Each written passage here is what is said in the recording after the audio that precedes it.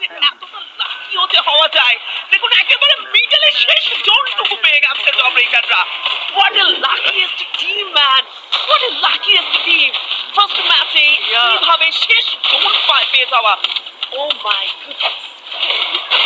আমি সেটাই বলছিলাম যে হয়তো বা তারা পুরো ম্যাপটাই এইখানে থেকেই খেলতে পারবে লাস্ট সিন টাইম বা জোনটা পর্যন্ত আর কি। দেখা যাক।